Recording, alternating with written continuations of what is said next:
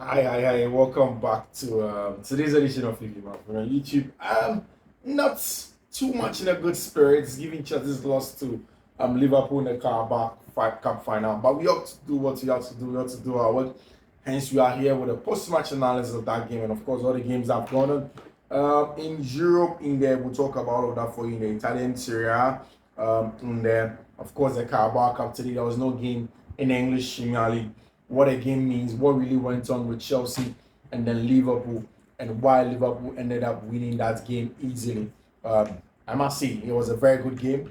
Both teams really did put up a fight, especially for Liverpool, that had a lot of injury concerns, and also with the injury of Ryan Gravenberch that went off later on from a Moise Caicedo tackle, and then later on Liverpool had to bring in Elliott to come and play in the central area, then push up Bradley out, right, to play more like an attacker, then making a very, very important team in bringing in Joe Gomez. Chelsea, however, had some good chances, failed to take them, and then all of a sudden they are in trouble. So that's it. It's the Inter Carabao Cup final. Chelsea have lost it to Liverpool. Brilliant. We'll talk about the details. Don't go away. Let's talk about everything. If you're not subscribed to the channel, it's imperative that you do so. You pause the video, you go back to subscribe to the channel. We want to hear from you as the Carabao Cup final. In there, and of course, in the Italian tier, we'll start with that first. However, we'll start with the Italian tier. The games that have gone in there. International Milan have done an excellent job. Lautaro Martinez at halftime are leading with Inter, and Lautaro Martinez scored his 100th goal for International Milan. What a top striker he is. Lautaro Martinez, top striker that he is. He has been brilliant. He has done a very good job at Inter, the Argentine. He has been very, very brilliant for International Milan for the seasons that he has been there. He gets the goals, plays some good stuff, and then he's excellent for International. Now, let us get into the nitty-gritties of the game, Chelsea. So, I mean, you look at the game in the context of first 90 minutes, and you say Chelsea lost it by themselves. They had some good chances. The game had everything. He had VAR, he had goal line technology, he had goalkeepers being excellent, he had offsides, he had almost everything that you expect from a cup final. I have issues with officiating. I have issues with that offside I was called in favor of Liverpool. I think that was an impossible angle to call an offside. That was a goal that should have stood. But I mean, VAR checked it. The assistant referee raised up his flag, and then VAR checked it. It was still offside. You cannot understand. You can't understand some of these things.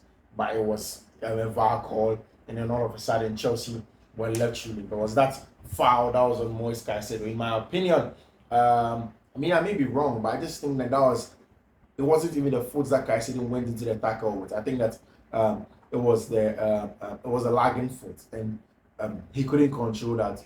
He went into that tackle. It was accidental, in my opinion. And I mean, a lot of people think that it was a red card. I don't think so. I think it was accidental, but unfortunately, it injured Ryan Gravenberch. And I understand those that say that even if it's accidental, so far as the player is injured and it's a career-threatening injury, it's supposed to be a red card. I don't know, but that's where the nuance of interpretation of rules comes in. Where do you draw the lines? What are the nitty-gritties? What are the thin lines between the rule in itself and then the interpretation? And that's where the issues are. But Caicedo stayed on, there was no red card. And then that's where Liverpool actually began to play. I think that generally in general game states, the experience of Liverpool should. I know that people run with the rhetoric that Liverpool had a young team, kids, 16-year-olds and whatnot. I knew, in fact, in the game state, I knew that was going to be the rhetoric from a lot of Liverpool quarters they did win. But again, what people fail to do is that they fail to contextualize everything. In the context of the game, Liverpool had two excellent centre backs that controlled the game, Konate and then Virgil van Dijk, in central areas, in defending of 1v1, being physical, being aggressive, stepping into the midfield, keeping the high line for the kids, quote unquote, to get in and go and press, go and attack and do their job. It was these two players. When Jair Cancer came, of course, there was Virgil van Dijk, who ushered him in, who directed him, got the job done. And we know the difference maker also Virgil van Dijk, who is physical in defending set pieces, and even also the job he did at the other end in converting set pieces. And that's the difference between Chelsea and then Liverpool. That experience in that centre back, that towering figure, that man that controls everything for Liverpool from the back, that guides them. I think it's an experienced centre back's goal from Virgil van Dijk, and you will give it to him. I mean, I don't think that these kids would have been able to rattle Chelsea like they did if it was just them on the field of play. Again, on the flip side of things, I think this is a game that Enzo Fernandez and Moise Caicedo were brilliant. I like the high line. I like the fact that this gave them shorter space for them to cover, especially for Moise Caicedo. He was top-notch in this game. He was on spot on. He dictated the pace of the game, won balls in dangerous areas, played forward, created chances, made things happen for Chelsea. For Enzo Fernandez, also the excellent controller next to Caicedo, switched the point of attack every point in time when he had to. Cole Palmer was good. And I think that the bigger issue for Chelsea, and this is why I agree with almost everybody outside, first thing is the job of Georgi Petrovic here. I think that he made a game to an extent easier for Liverpool. The long balls consistently went into the path of Ibu Konate and Virgil van Dijk. You are never going to win the physical battle between yourself and Ibu Konate if you are Nicholas Jackson. Unless even the physical specimen like Ellen Brochaman failed to win these battles. It's difficult for you to win such a battle between these two when you want to go long to them. So it was only the second ball that Santos Chelsea could pick up in the half spaces. But even that, they pick it up. Konate was always quick to go and deal with Sterling in here. One of the things that Chelsea were able to do was that on the right hand side, when Robo moves in, Virgil was never willing to come in and do the job here. His job was always to stay central. He was never able to come in and do the job here. And I think that's where Chelsea should have been more threatening. But they failed to take the chance. They failed to do the job. And for me, Petrovic makes the distribution of Robert Sanchez better. Playing out from the back, finding the easy passes. Sometimes he's just under pressure. The two centre backs open. Caicedo and Enzo are on him. He's just scared that that ball is going to be nicked off his midfielders and then goes too long instead of passing to Caicedo or Enzo Fernandez in this zone. And that's the thing. Sometimes his fullbacks will open up for him here.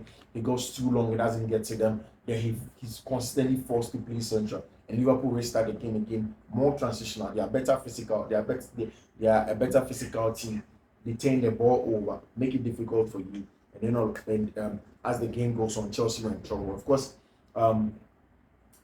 the impact of making substitutions, and this is where I question Mauricio Pochettino and what he has to do. It has been, two Carabao Cup finals, and he doesn't seem to learn a thing. And as a coach, he needs to learn more. It's on him. It's on Mauricio Pochettino. It's on the team. They need to get things to happen as the season goes on. You can't go on playing like this. You can't go on making things this easy for opponents to play.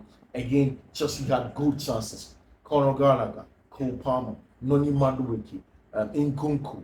Everybody had excellent chances in this zone against Callahan.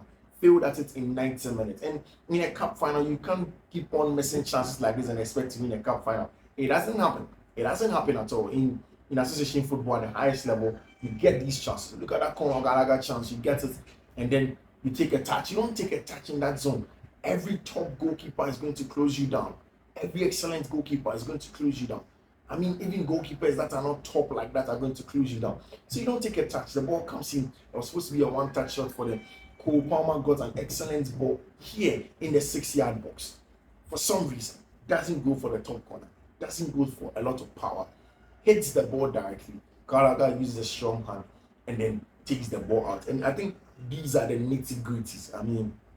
Then in the second half, in extra time, Chelsea before the extra time whistle were controlling the game, they were bossing the game. Then in extra time, Liverpool just play an excellent high line with a team. And instead of Chelsea being patient with an excellent rest defense and being patient to control the pace of the game, they don't do that. They move up long, again on Petrovic, go long, Axel the Sassy again consistently.